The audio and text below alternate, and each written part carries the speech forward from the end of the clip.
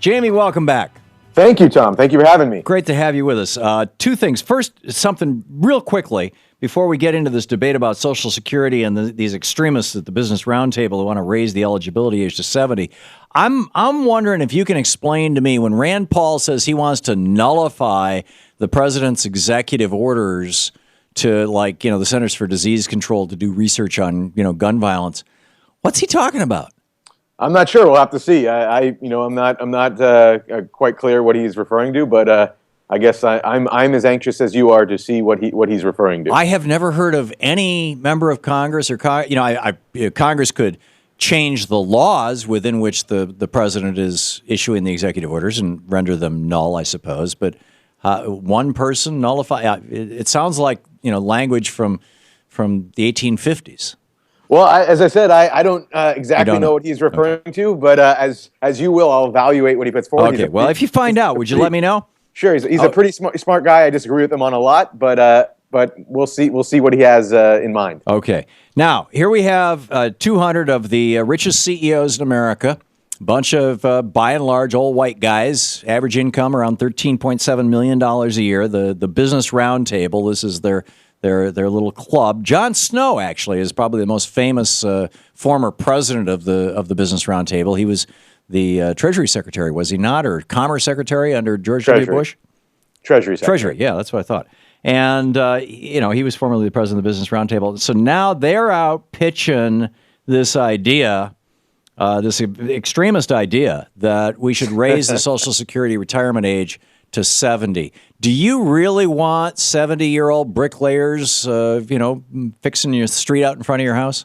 Well, there's, I think, several points here. You call it extremist, but I believe I haven't seen the exact details of the plan. I've read the articles you've read on it. It sounds similar to the plan that President's Commission on the debt kind of came up with. So I'm not sure that the President's Commission, if you're talking about Simpson Bowles, they didn't come up with a plan. There was no official finding that came out of Simpson Bowles, as you well know, Jamie. The majority of the committee voted for a plan. They needed a supermajority to actually. So there was no plan. But the two leaders of it, along with most of the people on the panel, a Republican and the Democrat, the two multimillionaire bankster hacks. Yeah, okay, right, sure. But I'm not sure. But let's get to your point. Yeah. Is that you're worried about those who do actually intense labor? Well, that's only one of three concerns I have. Okay, but in the outline of the plan that I read, and these are only articles, I'd like to see the details of it. It mentions, as a lot of plans for raising the age of Medicare and Social Security do, is that there would be some accommodation made for those who are construction workers, for instance, who have physically intensive jobs, which is obviously different than, for instance, you and me, who aren't going out there in the hot sun every day and building something. So they're well aware of that, but they're also aware that our long-term fiscal problem is almost entirely to deal with entitlements. As Nate Silver, the liberal New York Times blogger who was very heralded for predicting the election, pointed out yesterday when he got deep in the weeds with our long-term fiscal if you're talking about entitlements like Medicare, the Republicans putting Medicare Part D in there that requires the government not to negotiate drug prices, the $600 billion gift to the pharmaceutical industry. But Social Security is solvent for the next 20 years easily, and it'll pay 80% of benefits forever. And if we simply lifted the cap so that Bill Gates paid the same amount into Social Security, same percentage of his income as you and me, there would, Social Security would be solvent forever.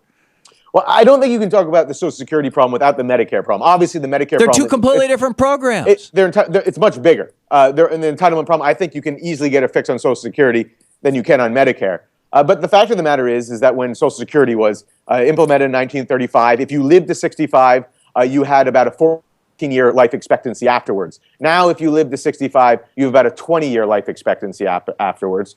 So the average life expectancy in the United States is 74, isn't it, right now? It hasn't changed that substantially since then.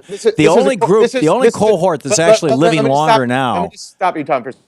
That's according to the CBO. The CBO says that in 1935, if you lived to the age of 65 when Medicare was instituted, you lived about 14 years. You got benefits for about 14 years. You mean today, if you live to 65 in Social Security, if you live to 65, you get benefits for 20 years. Okay. That's the life. Well, let's stipulate that. What is wrong with people working their asses off their entire life until they're 65 and then saying, okay, I'm going to enjoy myself for a couple of years. What is wrong with that? Especially since we paid into that. I've been paying into Social Security since I was 16 years old. You telling me when I'm 65 I shouldn't be able to draw it?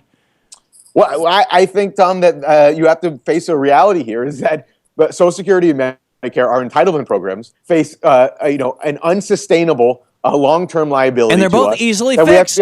They're not easily fixed. They certainly are easily fixed. They are not. You cannot tax the rich, Tom, enough to pay for I'm not talking about taxing the rich. Social Security, do away with the cap. That not only will produce a surplus for Social Security that could be applied to Medicare, but then with Medicare, if you simply said that Medicare can negotiate with the pharmaceutical companies so they can buy aspirin at the same price the Department of Defense does, at a hundredth of a penny a pill instead of $5 a pill like they're required to pay right now, then you've solved your problem. Well, you are a party of one if you think that solves the Medicare and Social Security problem. I am not a party of one. Yeah, this is not these are not serious solutions on the table to fix Social Security and Medicare. You cannot tax your way into solving these problems. As Nate Silver noted yesterday, no conservative. The graph, the chart is going off the charts with the way healthcare spending is going up. Over the next 10, 20, 30 years, these are going to eat up more and more and more of our budget. Assuming we continue to be in a recession, assuming we continue to have the number of unemployed people that we have, assuming that we don't fix either of these programs, even if our growth rate is what it has been over the last 30 years. Jamie, you and I both know what's really going on here is that these 200 CEOs of the Business Roundtable, they're going to live longer than most of the rest of us because the people who are living longer these days are wealthy white people who have more than six figures in their annual income. It's not working people in America. Their average lifespan has not changed substantially in the last 30 or 40 years. But wealthy people, it certainly has. It's gone up 2 or 3 years. And secondly, they want to get their hands on this money. These are government programs that are highly successful and that people love and that work. And Republicans their heads are exploding over the fact that there are government programs that people like. This is simply fantasy talk. They don't want to get their hands on their money. What they understand is, as anybody who looks at the budget understands, is that we face a long-term fiscal challenge. Of my numbers I've seen is 80 trillion unfunded liabilities. That has to be fixed. If you want to go out 75 years. The money doesn't exist by taxing the rich. You have to institute changes. You have to institute reform. And I say kudos to the Business Roundtable for actually doing something that President Obama hasn't done, is come forward with a plan. Instead of raising the retirement age to 70, Jamie, why don't we lower it to 60? What that'll do is suck about 6 or 8 million people out of the job market and reduce unemployment down to around 3.5%, 4%, which will cause competition for workers to go up, which will drive up wages, which will increase tax collections, which will fund Social Security and Medicare. We also could lower it to 50 and bring out the money tree to pay for the bill. I mean, I don't know. I think 50 is the point at which you'd see diminishing returns. Probably 55 is the point at which you'd see diminishing returns. But you can do the math on lowering it to 60. It actually helps. I mean, this is the same thing as when France lowered their work week from 40 hours to 35 hours. What happened? Their unemployment rate went down almost 2 points. Yeah, well, revenue went up. Well, just because an unemployment rate goes down doesn't mean the economy is humming along. You can have everyone in full employment. Tax collection goes up. More people working. Yeah. Well, Tom, I don't think that most of the experts I've seen think that's a suitable theory. Well, we have different experts, Jamie. Perhaps we do. Okay, Jamie Weinstein, senior editor over at the Daily Caller, dailycaller.com. And be sure to check out his book, The Lizard King. It's a hoot. Thanks, Jamie. Thank you, Tom. Good talking with you.